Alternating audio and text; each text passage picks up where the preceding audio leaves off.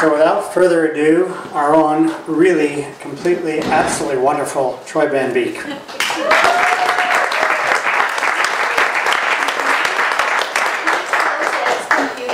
I'm sure. Yeah, just. You want to close this? Yeah. Thank you. Well, I am humbled by everybody's leadership that was involved in this. Ed thought he had to prompt me to give him some credit in the commission that I was involved in, and I wouldn't think not to. I know I was so proud to be part of the Go Green Commission, and that was a big kickoff for what we've done in the community. And if you know it or not, I actually lived out here in the Eco Village. My wife had built 4 of the homes out here, helped kind of develop the community out here with the road systems and making it like a regime, a homeowner's regime. So, you know, I was really proud to live out here and be part of this, and I've seen this go through its evolution. So it's been really, actually we helped build the walls, you know, out here stomping mud and putting the clay on the walls. And so it's been an incredible evolution. You know, just a quick note about sunny days in Iowa. You know, we're ranked like number 14 in the state for solar radiation. So it's a perfect fit for Iowa. It's another cash crop. It's a power crop, right? So, and it works really well. You know, we grow corn because we could get so much sunshine here.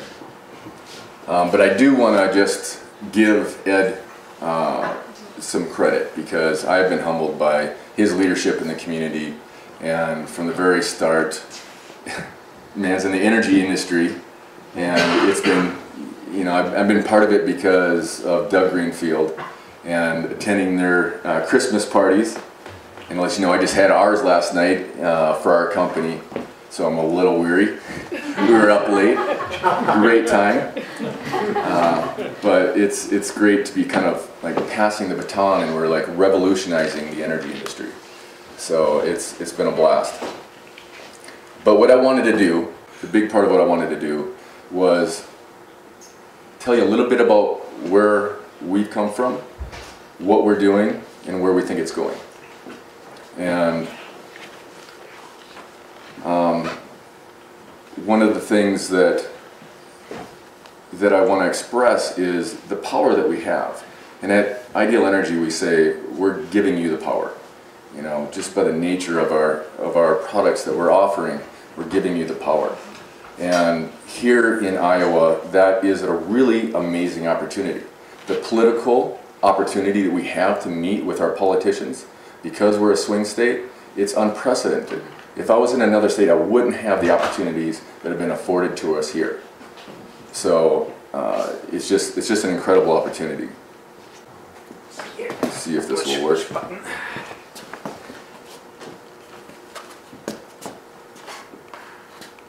It's okay. Okay. It's okay. Let me see if I can.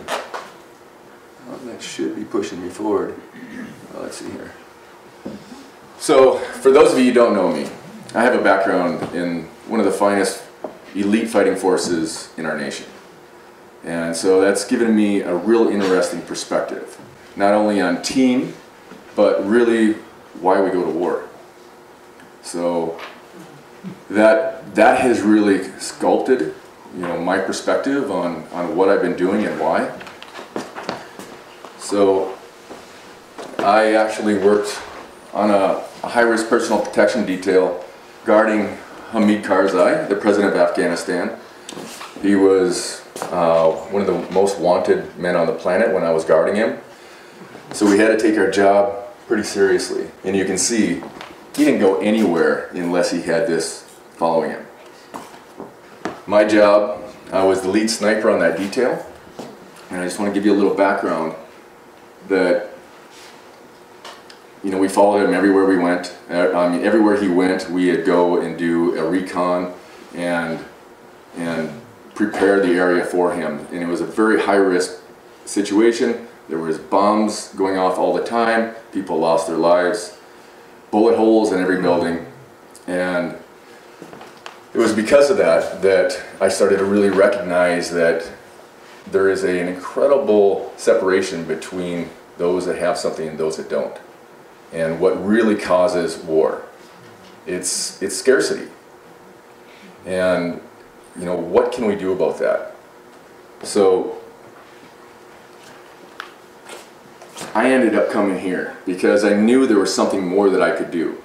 I came to Fairfield and started getting educated from the university. And coming from a very elite fighting force, I love team. I love team. And when I came to the university, I started recognizing in this community, in the university, that there was a team right there. And that was an amazing thing. I got stretched from the self, and when I arrived here and started studying consciousness, started broadening my perspective. So I saw the university as my team and started operating within the university as it was my team. And then Ed, through his leadership, accepted me into the Go Green Commission. And with that, I started broadening that team into community. And I was so blown away because I had lived out of a suitcase for over 12 years. Wow. And just never unpacked. I was just going. So finding myself here in Fairfield, being able to dig in some roots and recognizing what the effect is of a community was a really powerful experience for me. And then it broadened to state. That's my team. And then to country. And then to world. And here I find myself at the COP21. For those of you who know what that is, that was the climate agreement talks in Paris, France. So I was invited to attend this. And I found myself participating in this, you know, so I'd gone through that process and we got to participate in one of the most amazing experiences ever, where 196 countries came together to solve one of the most pressing issues, I hope we could all agree with that, of the human species, of our environment. And it was a really, really powerful experience. And of course, we've taken a lot of back steps since that agreement. And it's been a painful experience to watch, but you know, there's no easy won wars, and it's filled with lots of battles and small victories, but we keep pressing on. So the new mission, what's the new mission? It's to bring the cost of energy to as close to zero as possible and make it abundant.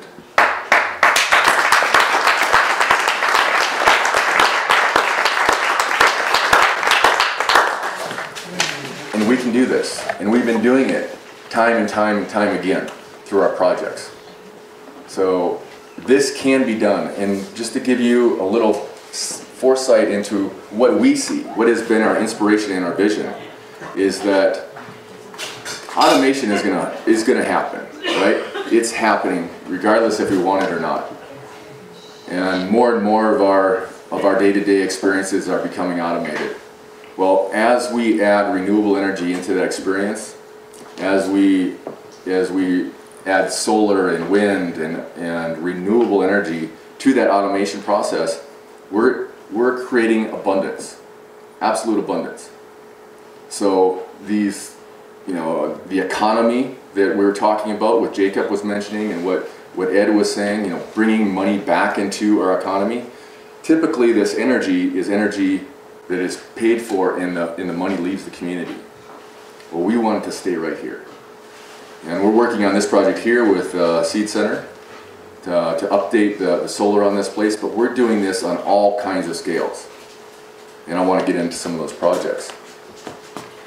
But, you know, we started our company back in 2009. This is just a little overview of where we've come from.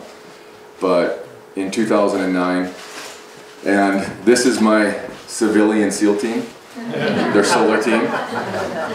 And I'm really proud of everybody that works for us, and we've got a lot of mental horsepower in what we're doing, a lot of dedicated people that would do it for free if they, you know, if they had to, because they just believe in what we're doing, and that's fantastic to be part of. You know, and I made good money before I came here, and I'm not doing this for the money. I'm doing it because it's the right thing to do. And I'm preaching to the choir. I mean, stepping up in front of all of you is very humbling because of what I'm seeing the communications that we're having, the leaders that are stepping forward, and I see that in all of you. So we're a veteran-owned business, and we're accredited by the highest ranking accreditation in the solar industry. And we're a design, build, maintain operation. So, you know, we started our business, we kept everything in-house so that we could have that experience locked into our business. And, you know, we could subcontract that stuff, but we didn't want to. So we've really held on to everything that we're doing, and we're building up an incredible knowledge base. And the maintain of this design, build, maintain is that we're creating energy partners with all of our clients. So it's not always that we can create that net zero scenario, but eventually we will. So our process is to make sure that we stay lockstep with our customers and continually work with them to get them to that net zero or abundant state is eventually where we want everybody to be. Because one of the things that I reflect back on when Lonnie was introducing the Eco Village on camera to a news agency, and he was talking about, you know, our beer's cold in the fridge, and, you know, the house, you wouldn't know that it's not, you know, that it's running on renewable energy. So this is a net zero community, and if we can do this, why don't we? And that's where we're at. I mean, this technology is here, and we're doing it time and time again. If we can do this, why don't we? And it really comes down to political will. And we're forcing those buttons, we're pushing them hard. You know, and it's all these small battles that, you know, even when you don't have it, you know, you go, well, I'm the 15th greenest mayor in the United States, but that's where it kicked off. And when I came here, that's what I heard. And, you know, I was fueled by that, and by the Eco Village, and by the university. They're just pouring out information into the community. So just some of the types of businesses we're working with is agricultural, commercial, industrial, utility, government, educational, developers, and of course residential. And I left some residential brochures in the back. I want to show you some of the projects that we have worked with that we're particularly proud of, that were very unique. This is a welding manufacturing facility in Pilot Grove, and obviously a high consumer of energy. Well, we took them off of a demand charge, which is typically very hard to work with when you're dealing with solar, because they buy a base rate that is really, really low. We moved them off of their demand charge and moved them into a net metered rate. So 100% of that manufacturing plant is powered by the sun.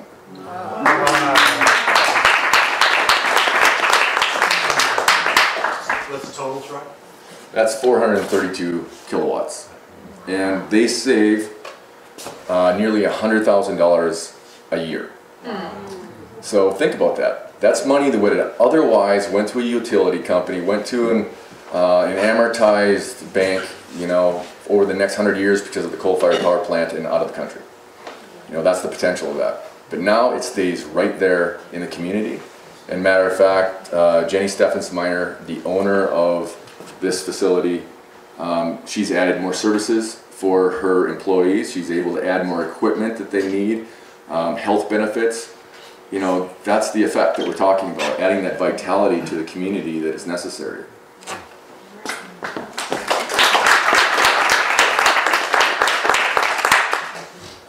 We titled this Forged in the Sun, and this is Jenny Steffensmeyer from that plant.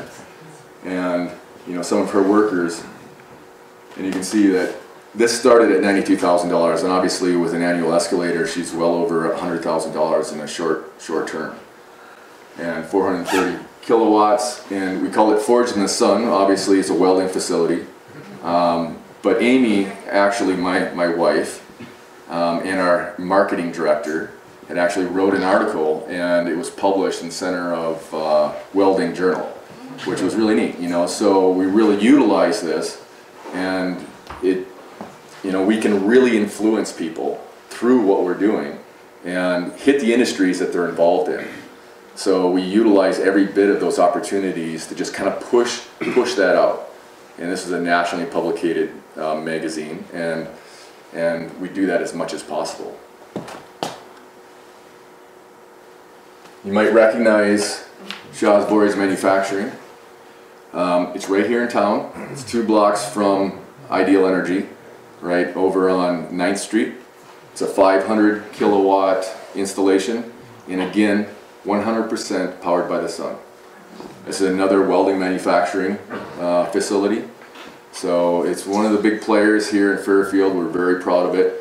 And again, we took them from their demand charge, which is very hard to work with solar, and we moved them to a net metered rate. And so, and we were just thrilled to work with Shaw's Vorys. They're just amazing people all around, and they've had an influence on me since I first got here. Friends with Doug Greenfield, and just have been mentors. Anytime that we needed help, they were there. I call Roger all the time and ask him for advice. Really good guy. They have a greenhouse in the back. This was actually a brown field, which means that this site here was an EPA rectified site. So there was a spill quite a few years back, and they were unable to really utilize that land there. So we had the advantage to utilize it for solar, which we made use of it. We capped the entire field, used precast concrete, the company here in town, and had them set the foundations, and we built the solar field on top of it. And you know, part of it is the videos that we've made. We had their employees in the videos. Go to our website if you want to see them. They're really kind of touching, you know, from Steffensmeyer and from Shaw's Vorys. They're just really neat. This is really significant because this was a Superfund site. This was a Superfund site. Yep. And so they did something really wonderful with that. Cleaned it up. Yeah. You know, turned in something that just looked, you know, kind of ravished by time and stuff that is built up in the area, and it looks beautiful now. I mean, it's absolutely gorgeous. Maybe that's my opinion, but so another example of one of these net zero scenarios. This is 38 apartments, and we worked with this developer from the start. And he came to us and said, "Hey, I'm interested in applying for a grant. Can you help me?" So we did. Helped him write the grant, and sure enough, we got it.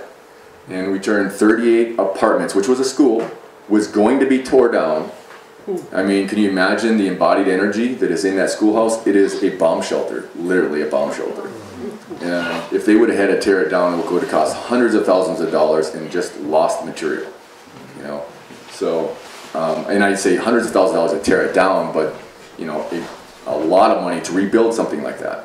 So we were fortunate enough to operate with this gentleman. He's installed 3 other solar arrays that, you know, migrated onto other operations that he has.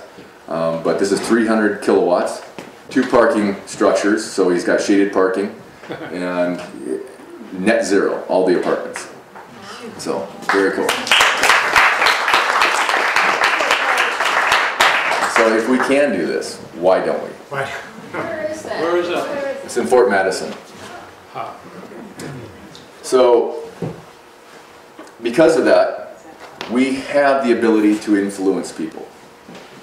You know, from just our ability to get up right now and talk about it, to connect with our politicians, and here we are with Governor Bramstad.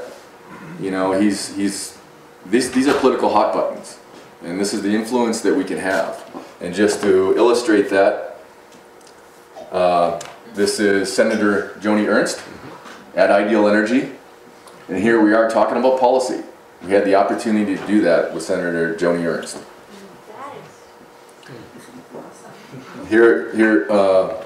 Shaved your beard, man. Yeah, I gotta mix it up. So Greg Vorys from Vorys Manufacturing, proud man, standing in front of his solar array. He had his electric motorcycle there. Wanted to give her a ride. She wouldn't go for it. And then, Receptive? oh my gosh, yeah, I mean, you know, they come there to partake and see what we're doing, and it gives us the opportunity to really communicate what the vision is, like I'm doing with you now, and I take the time to do that for our politicians. And they leave you their number and say, call me anytime. So, you know, it's giving you the power. That's the message that I want to leave with all of you. Like, we have an incredible opportunity to influence people here within the state, especially in the state of Iowa. So this is Kim Reynolds, Governor Kim Reynolds at Ideal Energy.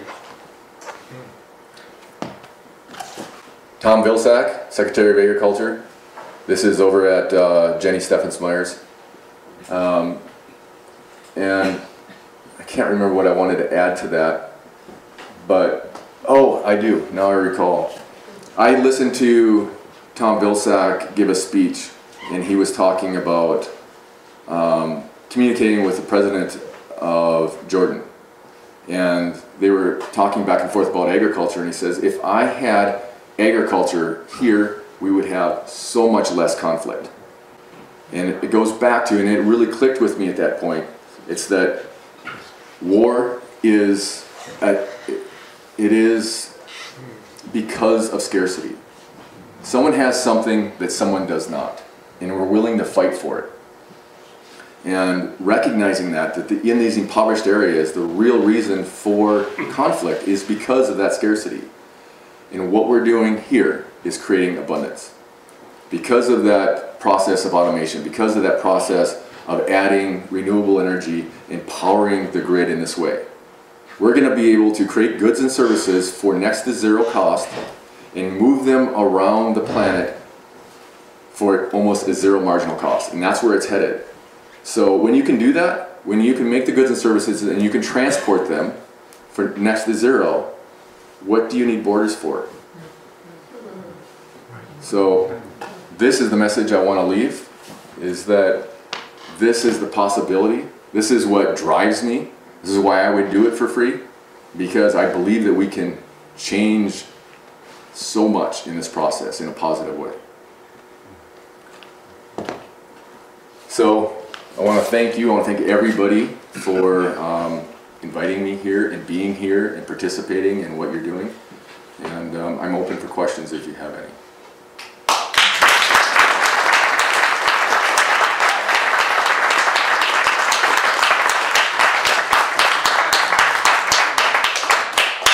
Can you talk about how you're incorporating battery storage? Yeah. So batteries is very up and coming. And we have been working with batteries, and it's a part of the demand mitigation process that's happening.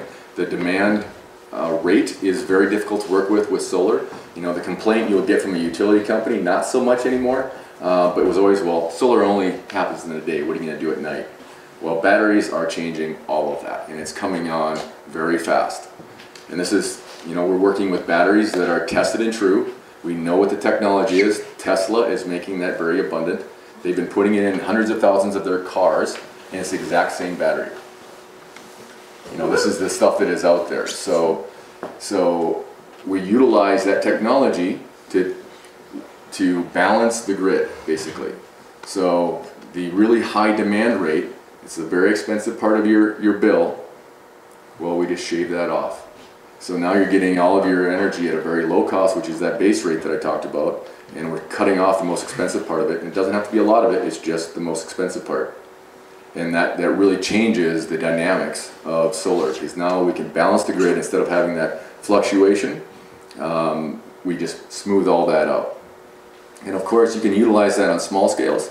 Powerwall is an example from Tesla that allows us to take homes off grid, or they would utilize it in California to balance the demand rate. So you have time of use, and you can buy cheap, sell expensive. So a battery typically could actually be utilized without solar, and it's going to have a great effect, because it's doing just what I said. But when you integrate it with solar, there's the tax benefits, and obviously the advantage of, you could create a microgrid. You could create a self-reliant system where the solar is making the energy and storing it and you can disconnect from the grid altogether. So How much does it cost? Well, you know, you can go right to the Tesla website, and their prices are right on there. So, you know, there's not a real advantage unless you have a fear of grid instability, and we have a pretty reliable grid here.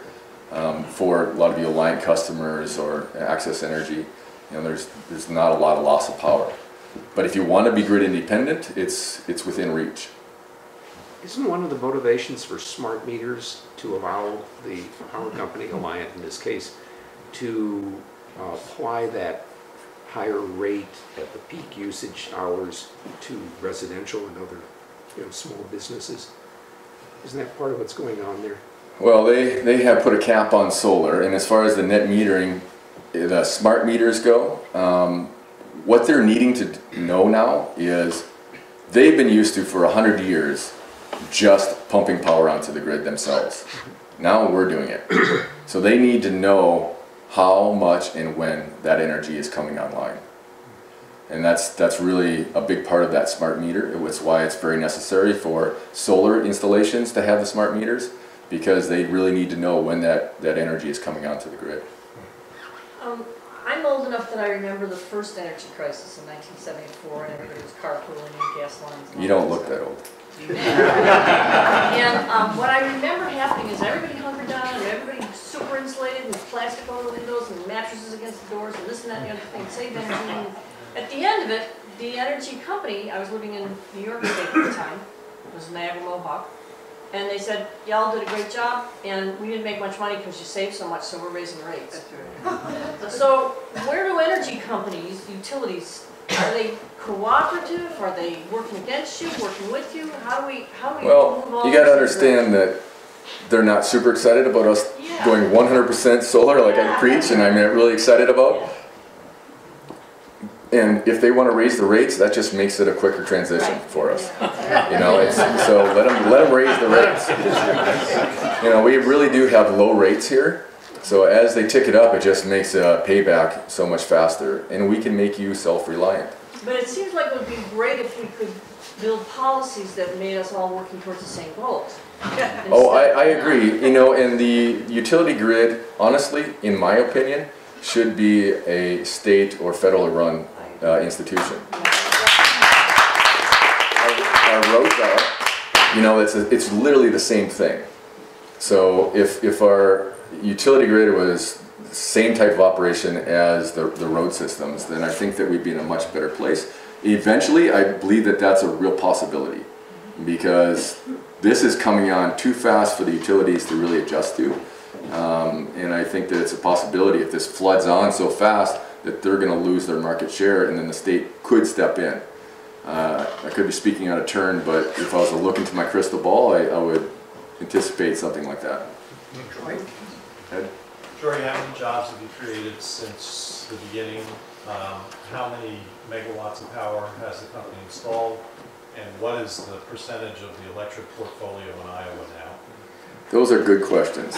And we're moving so fast that I don't have all those answers for you. So, I mean, honestly, when we started, I think in 2015, we'd finally installed a megawatt. Now, we were literally one of the very first companies in the state to start up, and we were plowing the road. And every time we did a solar installation, it was an educational experience on both sides. You know, we were out there really trying to explain what is solar. And, you know, if I took you back to some of the questions we had, you'd laugh. But when I came here and we were talking about sustainability, I had explained what sustainability was to everybody. Now it's a household word. And that's what is happening with the solar industry. The question again How many was, jobs? yeah, so what I was going to say is that we've been doubling every year. So going in from 2015 to 2016, we installed an additional megawatt, you know, and then last year we were about 1.5, you know, it was and then we're creeping up. So we keep installing more and more. We've had over 35 employees at one time, And, you know, we're very proud to have that many people being employed in the community. And again, this is community vitality, economic vitality. And so we really need to stay strong and push our politicians anytime you have a chance that we need to put more renewables in. Fred? Troy, I don't know the best way to ask this question, but I would love to see the city make a shorter, not short, but say middle-term goal to become maybe one of the first cities of any size to be totally off the grid or totally solar and renewable. I'm the first to sign up. But it's a practical thing with Alliant being in control, and they paid for all the infrastructure and everything. You know, what could we do it, or is it just too hard? Well, I would never say that we cannot do it. I think that there are a lot of steps involved in that, and I've sat in meetings that we've talked about this. Alliant has a lot of control in that situation. They ultimately can price the grid however they want if we were to purchase it. And I won't get deep into this. This is really Ed's territory. But I'm all about it. I think that it's something we can do, and we're doing it on smaller scales and building up to that, to the point that we can actually do that. So let's say that we start putting mass amounts of solar onto the Fairfield grid. Well, the value of that grid is going to be reduced to Alliant. They're going to be like, what good is this to us anymore? So the more that we kind of devaluate that for them, the better chance that we have of picking it up at a bargain deal. So that's my tactic and strategy, is this: let's put solar out everywhere. You know, this is the way that we can take control. This is, you know, we're trying to give you the power to do that. Yes. Tesla has just recently announced a backup battery system, 100 megawatt for 1 hour as a backup system. Oh, you're talking about Australia? Yeah. They're doing it all over the world. They're out of control. I actually got to visit the Tesla gigawatt factory in Sparks, Nevada. Really amazing, massive, massive operation, and that's one of 45 of them that they're intending to build. So, yes. Where do your solar panels come from? Are they being manufactured in the United States, or do you have to? It's really a world commodity right now, and that's some of the things that are going on right now. You know, with trade tariff scares that come up, the market just goes all over the place. You know, we try to buy U.S. and then the U.S. manufacturers don't make it. You know, so you grab what you can. Honestly, solar cells are solar cells, and they're all, you know, making energy from the sun. Of course, we try to go always for the tier 1 product, and with a company that is vertically integrated, meaning that if they quit producing solar, they could still back up the warranty because they're a strong company all around. Yes? There's a professor now at NUM from Canada. He's teaching a class in sustainable energy. And you were talking about a microgrid. He thought that NUM could easily become the center of the microgrid, and that we would buy energy from NUM, and then we could start a solar community with NUM as the center, and that whatever energy they would buy from Alliant would be at this discounted rate. So, well, I think you'd start to infringe on monopoly rights. There's a reason the utilities have monopoly, is because, you know, once you have, you know, they put in the infrastructure for the lines, you don't want other people coming in and putting lines up as well. So MUM clearly could be a microgrid unto itself, and within the campus, that could be something that they could do. what about in the periphery of the campus, like? Well, again, if you start putting out lines to other homes off of the campus, then I think you're infringing on the monopoly rights. Well, he thought that we would actually use the existing Alliant lines, and that NUM would perform the collecting function of collecting. It's a big conversation, and you know, we can talk more about it. We're always looking for those opportunities. Yes, Gloria. When Murray and I we're net zero at our home, and we paid about $45,000, but we had rebates from the federal government, the state government, and Alliant, and we ended up paying about $15,000, and that will pay itself back in 8 years. My question is, how do we get those rebates back? I understand they're pretty much gone now for people who want to start solar. So we're trying to make it as easy as possible for residents that want to go forward with solar. So that's an effort from both our side and financing departments where we can offer solar at what you're currently paying or less. So if you're, it should be no loss for you just to switch it from a utility payment to a loan payment with an expected payoff. It's a win-win. Where you don't have that with your utility bill. It's going to just go up, and you pay into perpetuity, but in this scenario you actually have a payoff. So, you can just call us and we'll walk you through that. Could North Campus Village contract with you as a unit and then get a reduced price for installing solar throughout North Campus Village? Absolutely. Yeah. I mean, if you're talking about running it to all the homes, it's kind of a different operation. If you build it like that, where the line hasn't come in, but if you're trying to replace Alliance lines, that's again one of those situations. We can put it on each and every home. So please talk to us about it and we'll help you out. If we did a group contract, it would obviously be a lower per person. Absolutely. The more people come together, it's called group buy, and we'd love to participate in that. Help set that up. Jesse. Ooh, yeah. Yes. I'm just a homeowner that has your solar. Excellent. I got Thank this you. from solar panels from Solar World. And if I want to encourage anyone to do it, my electric bill is $10 a month. Yes. Wow. And that's just the fee that I pay. Yep, that's the meter fee. We can't get rid of the meter fee, but I'm happy to pay it because that's basically a fantastic battery that never runs out, so you're just paying $10 fee a month for that battery. And also, it was only supposed to cover 65%, but because I have LED lights and I don't use that much air conditioning, it covers everything. The cheapest solar is the solar you don't have to buy, so taking those energy efficiency precautions first, reduce your need for solar, then it's much more affordable for everybody. Yes? How do you see your passion and business in relationship to wind energy?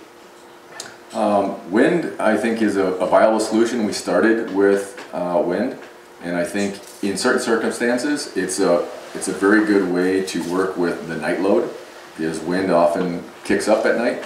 Out the Eco Village here, it works very well. We enjoyed that opportunity to have the solar in the wind. We stepped back from wind because there's more moving parts. The beauty of solar is there's no moving parts, and that's why I'm very excited about batteries. When I started having to service the 100-foot towers on the installations that we did, and I'm supposed to have my guys go up there and do that, well, I'm the only one that would do it. So I kind of got, I started stepping back a little further and realized, well, we're not going to go that route. And we just love the security and reliability of solar. Wind, by its nature, moves to make energy, which means moving parts will break down. They will falter at some point, and they will only give you about a 2-year warranty on any really good turbine. Yes. I have a question about so the battery needs to be replaced. Yes. What are you doing with the battery when it's is it being disposed of or is it being recycled? So it clearly depends on who's the manufacturer of that, and that's a very good question. Like lithium ion actually can be recycled up and over 70% of the material. It's a slurry that is basically made from dinosaur bones. So lithium is one of the third most abundant resource or plentiful resource on the planet. Lithium, it's like third on the periodic table, and like where they're getting it right now for Tesla is right from the Nevada salt flats, and they're just pumping it up. And then you can take your car back there, or your battery, and then they recycle it right there. And they have excellent warranties to go along with that, so that they can do that, and they do that all in shop.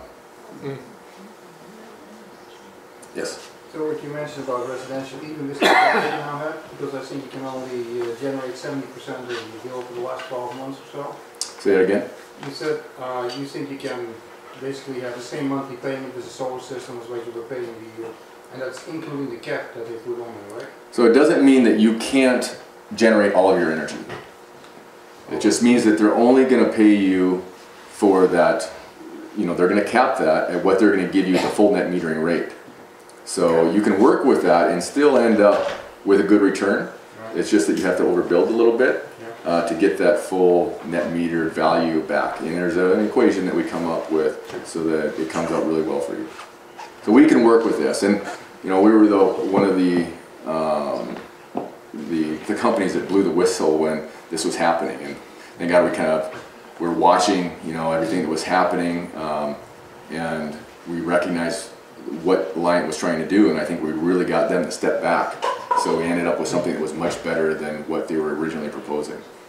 So what about getting an organization for solar panel owners, because it's a power struggle. It's Alliant, they're basically in charge. Of course it's a power struggle. Huh? Yeah, absolutely. Yeah, literally in two ways. It is. Yeah. You know, I mean, they're a 100-year-old business, you know, multi-billion-dollar operation that's gonna fight for the survival of their stockholders. But So the way, expect that. the way it goes through the senator, so if you come as an individual, they better shake your hand and hope you really like him so you go and vote for him, but if you come in as a group, then you have a much stronger... Well, and we adhere to a lot of lobbying groups that are those collective bodies. I would encourage anybody to participate on that level. You know, we need that collective voice. Yes, the Iowa Renewable Energy Association. Yeah, the Iowa Utility Boards, if you have any questions, complaints, you can run it through the Iowa Utility Board. You have a place to comment. Yes. So, this is a question for Ed and for you, Troy. And that is, you know, we've tossed this idea of taking Fairfield off the grid and how difficult it would be because of Alliant. And are you saying that it's better for each of us, it would be easier if each of us just decided, well, we're out of town, but, you know, to put solar panels on, or is there any pathway that we as a community could? Yeah. So, you know, one of the issues is that, you know, irony, Fairfield had the first municipal utility in the state. First municipal to probably 120 years ago. And I don't know at what point we let that go. But we don't have our own electric utility. And that is governed by the decision-making board, the Iowa Utilities Board, 3-member board that is appointed by the governor. And I'm not exactly sure, you know, they are there to basically oversee and monitor the two monopolies on each side of the state for policy and for rate increases and a number of other things. But they also are the ones that will either grant permission or not for a city to establish a municipal utility. But they put this really intense burden of proof on the cities themselves to demonstrate that they can run it better than the utility itself. And when I say better, I mean reliability. I mean, that is the buzzword in you know, power generation, is the reliability of it. So when Troy refers to, you know, us being on a strong grid system, it has strong reliability standards, and they are not going to jeopardize that in any way. About 9 years ago, there were 8 cities in Iowa that came together and did a feasibility study to make some of those arguments to the Utilities Board to be granted a municipal license, and they were all turned down. So, you know, the environment really hasn't changed there, and I think that's where the political action has to take place with the Iowa Utilities Board to open that up more, because there are so many more power generation options that can be constructed in terms of community solar or wind farms. So we may be coming into a better time to make those arguments, but it is governed by them. So if we cannot, if we basically cannot be our own municipal utility, we can't control the power generation that goes into our grid from a municipal standpoint. And then the other point about this is that if we were granted that status, Alliant makes the argument to get a valuation on their infrastructure, on their costs. That's going to be a huge, huge number. And then we have to get the entire community bought into the idea of likely bonding for and borrowing that money to purchase the infrastructure. Obviously, we think it would cash flow. Alliance operations are profitable, but again, there are steps to that. It is very big.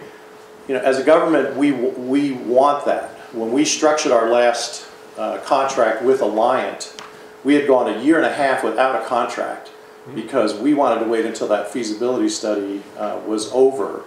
And when it was over, we said, well, all right, we'll sign another contract, and you know, they're 25-year contracts, but we want 5-year intervals where we can then look at the climate to see if we can move towards municipalization. And then, so we have that coming up again in about 18 months, and we will, you know, we will stay on that to see if there are some openings from the Iowa Utilities Board. But I can just tell you at this point in time, it doesn't appear that there's anything new in that area. How do you feel about us creating some momentum and,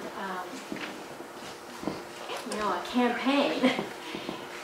Because it seems that we could, if we want to bring people to this community, what a way to advertise the community that we're offering. Yeah, I think it is too. And you know, when I know that a lot of people get inspired about other communities around the country that have already done this, but when you look deeply into it, they have those natural advantages where they have their own municipal utility already, Burlington, Vermont, and there's several others. So it was very easy for them to go in that direction.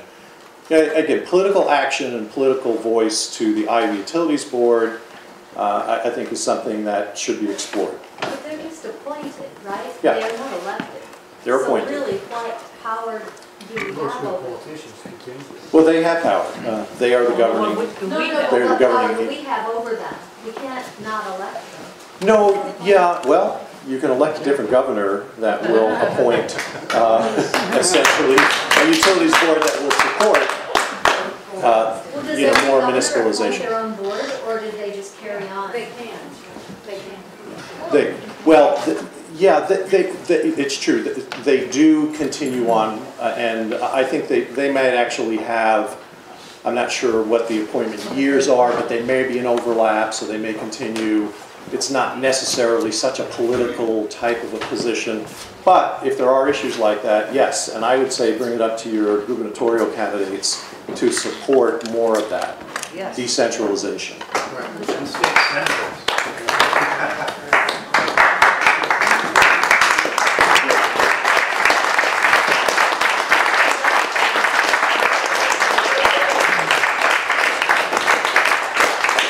So adhering to the time-honored principle of leaving them wanting just a little bit. I know we could keep going, but we're going to close up. But another really rousing applause for our wonderful speaker. Well done, Beek. What a vision, what a visionary. Two remarkable, remarkable visionaries.